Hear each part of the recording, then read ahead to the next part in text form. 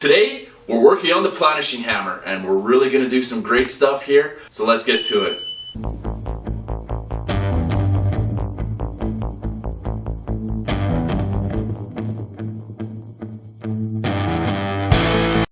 This is my cheap planishing hammer. This one in particular is a Magnum brand. I've used it quite a bit, and it works actually not bad for what it is. I've done a lot of really nice work with this. And the biggest problem that I had with it is that it's not that rigid and it moves around a little bit and it's a little bit too low for me. So what I ended up doing is raising it 8 inches and then adding a whole bunch of structure to strengthen it. What I've done is I've tried to add some weight into the bottom. This is some roll bar tubing that I replaced the little flimsy 1-inch piece of rod that was in there. This is 1 5/8 125 wall. Brought a T up, and then I kept the original legs in here and cross braced it this way, all the way across, and then tied this in with the frame there and there. So the next thing I'm going to do is I want this to be in my shaping station, and I'm going to use, of course, like trailer hitch material, and I have one that I cut off because I just needed the stub of it. But the other end is actually the male side of it. So I'm going to fit it in here, and it's going to end up in here somewhere, and then I can weld this and this into there, put it in the shaping station, and then it's got a little bit more rigidity. And again, I don't want to bolt these down to the floor, because I just don't want to bolt something and have it there permanently and then have to move it. I want this modular so that I can move it. And I'm probably going to make a foot for the bottom right here, because it is a little bit tippy. And I know this is on backwards, but I received it like that and didn't have instructions at the time and didn't really know any better at the time, which I guess isn't an excuse. But I'm also going to spend some time aligning these dies up here. You can see that this is tilted forward, and it was always like that. This isn't just for me welding it. So most likely what I'm going to do is, now that this is filled with sand, I'm going to dump some of the sand out of it, slit it, and then bring this up, weld it, and get this into alignment so that it's straight, so that the dies will meet evenly. But what I'm going to do is I had these little casters, and I made up a little stand for it to sit on. And I'm going to do 2 more in the back. But the front, these will kind of sit here, and it'll keep it from being tippy like what it was. And TIG weld them in, a little bit of a difficult TIG weld here. I'm not a welder by trade, but we'll make it work. And we'll try to keep it as straight as we can. Keep the angle finder out. Try and keep all this stuff lined up, because everything's on angles, you can only clamp it so much. So we're going to try and keep it there, put a couple tacks on, and then measure it after.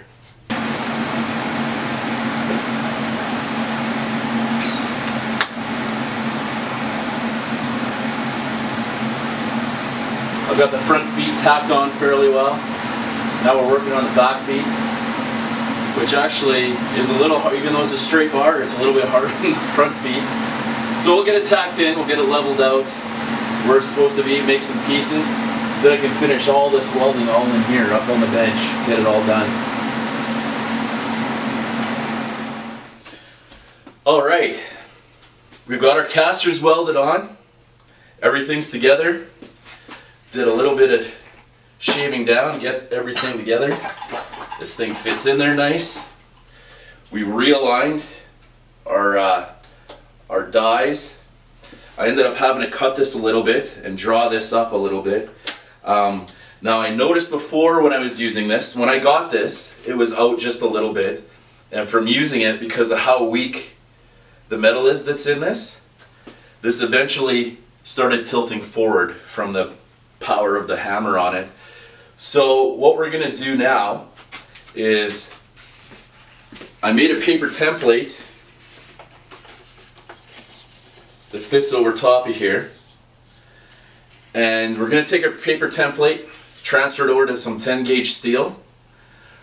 We're going to put some speed holes in this thing and flare them out, and then we're going to weld it over top to strengthen this thing up. Alright, so now we've got everything laid out off of our paper template. We're going to make one side at a time. So I've gone and sorted out where I want my dimple dies to go. I've center punched them all. So I'm going to cut out this one side and make it fit the template. So I'm missing a little bit on the bottom here, and this is all the material I had. And right now it's getting really hard to even get material where I am because of all the lockdown or restrictions, whatever you want to call it. So we're going to try and deal with what we got. So I'm going to make this little piece and TIG weld it onto the bottom, and then transfer everything over. And when I TIG weld it, I'll make sure that I dress it up, and I should still be able to put these two dimple dies in just to finish off the bottom. So what I'll do is I'll cut this out and I'll trace it out on the other side, and I'll cut the other side out, TIG weld my bottom on, and then tack weld these panels together, drill these out, cut it with my hole saw, and then cut my tacks and separate the two pieces so that I can put it into the press and press it the way that I need.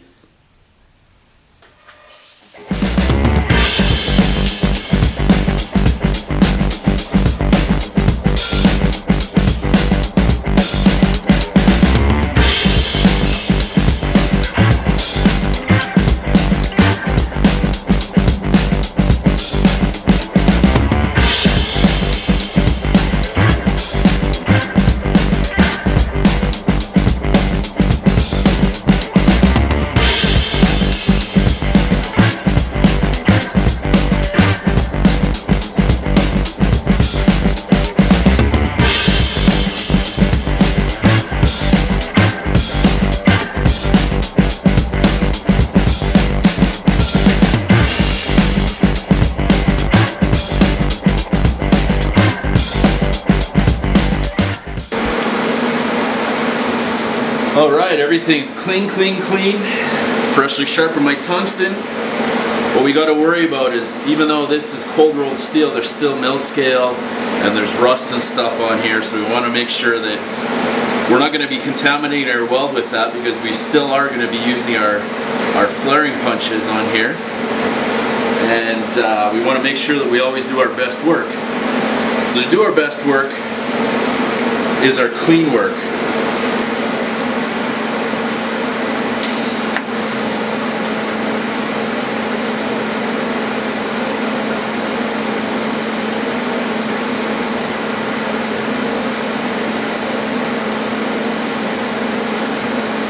Not bad, nice and flat. A little bit dished. I could have added some rod to it, but it's okay. It'll do. So she's coming along. You can see my plating here on the side fits pretty well. Not sure if I like how heavy this looks, but just adds a little bit more strength that way. So now I'm just going to go ahead and drill all these holes. So I'm going to tack the two pieces together, like I said. Drill all my holes. Pull them apart, clean up all my edges, and then start running them through the press.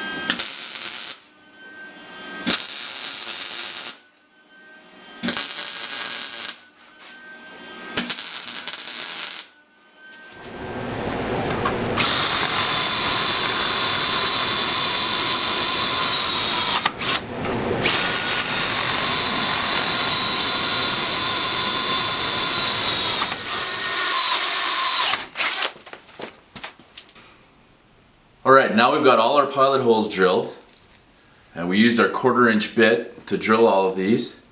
Now, one thing that always drives me crazy when I'm drilling holes for a hole saw is that your bit starts to wander after a while. And they even come with, your mandrel comes with the pilot bit already in it. Which you can see, you start getting, that's why you see a lot of holes when you're hole sawing start to get out around, because this bit starts chewing into the sides. Now, an easy solution for that is to get yourself some 1/4 inch round rod. Take your round rod and cut it to whatever length that you need, You can still adjust it. Grease your hole and then run your mandrel through it with your, we're going to be using a 1-inch hole saw. And if you're doing things like, say you're putting a custom sway bar into a frame and you need to drill at an angle, get your pilot hole drilled. And that's exactly what I used this one for. Is this one I drilled at an angle because I used a SN95 Mustang front sway bar for a kind of a road race car on a Mustang 2 front end that I highly modified. So this kind of stuff really comes in handy if you're doing this a lot.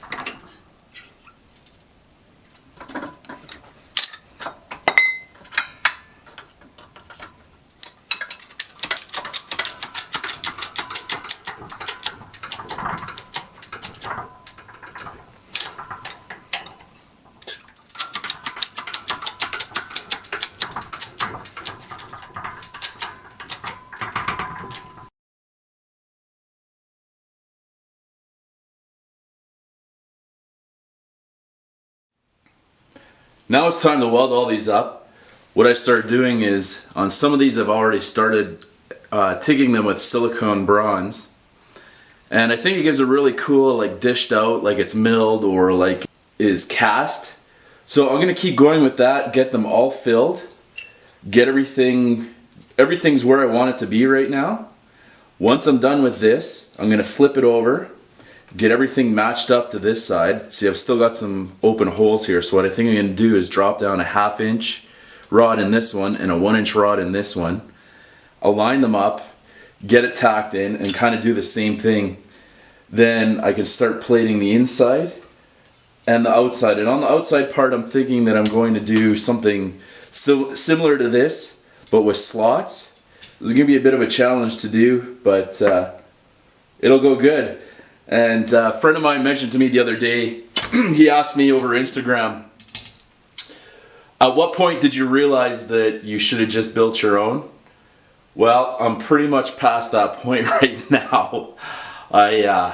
I could have built my own, but at the same time, then I would have had to order the pedal to make it work, get the post made, you know, this is a special, it's not just a regular chipping hammer, there's no trigger on it, and then order all the dies and stuff for it. So I mean, really, this was still a cheap Planishing hammer. I think I paid $299 for this when it was on sale at one point, and didn't really fit the bill. But you know, that's the thing about customizing. You customize stuff to make it suit yourself so that it works how you want it to work.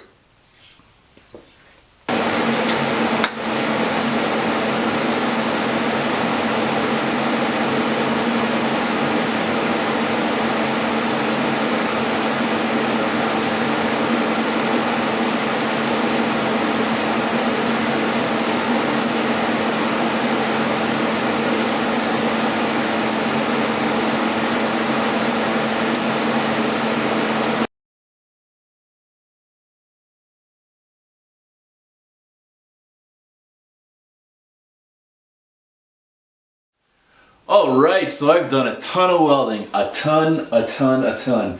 So all this, all the way around, is all welded up.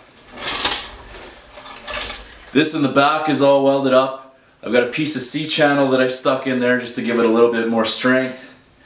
I'm going to do the same in the bottom. I haven't done that yet, but I've shaped these a little bit so it's got kind of a nice contour.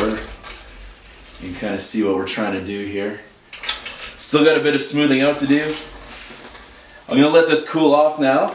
I try to go, ooh yeah, see, still a little hot. I got that a little hotter than I would have liked. But if you're doing long welds like this, and I mean this is probably a little better to do it on, you can do more welding on it. But I've only been doing a little 1/4 inch tacks on here, and I've also been measuring to make sure this hasn't been moving around, and it hasn't been. So I'm pretty glad with how that's turning out. One of the things that I had to do, and I didn't expect that I was going to have to do this, this is the little chisel that was in there. And if you look in the end, that's stuck in there. And I had to cut this out because when I wanted to do all my welding in here, I couldn't get in there. You probably see me moving around. This is kind of after the fact now. At that point, I'd already needed to cut it out and I was putting it in there for show. But I contacted a guy in the US, and his company is called Desert Hybrids, and he manufactures pieces to upgrade your Planishing hammer. So I've got some of his die sets, and they work really good. But I thought, well, if I give him a call, we'll see what he can do for me. So I've got a new one of these, and the problem is the diameter of this is kind of an odd size, so he's got sources where he can get a hold of these.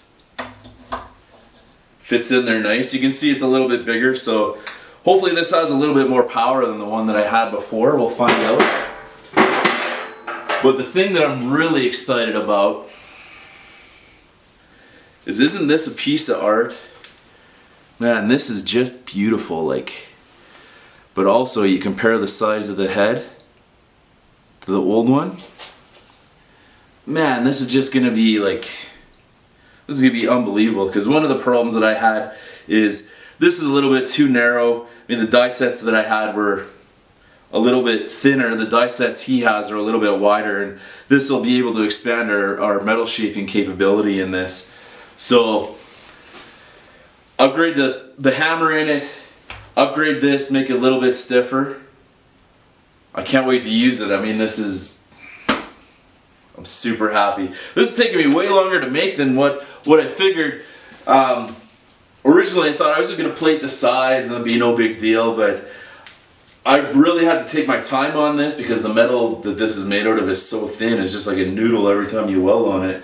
But once I got these sides on, it's been okay. And I'm still way under what one of the more expensive machines are. I think I paid, with the hammer and this die, I think it was around $200. So even with that, if you consider that I just got the hammer and the die and this, and then paid for all the plating, I'm still probably around $500. Well, yeah, just over $500 with this. Whereas one of the more upgraded machines is over $1,200, and you would still have to upgrade it. So we're looking good.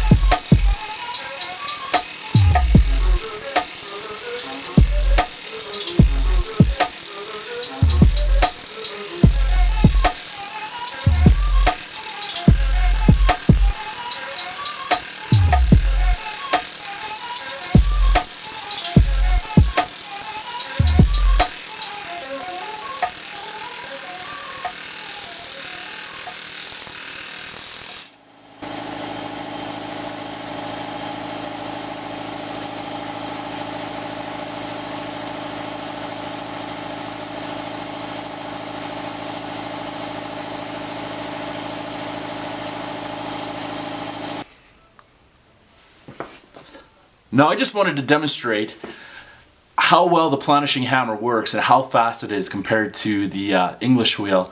Now I didn't have my little sequence on real time. I sped it up a little bit.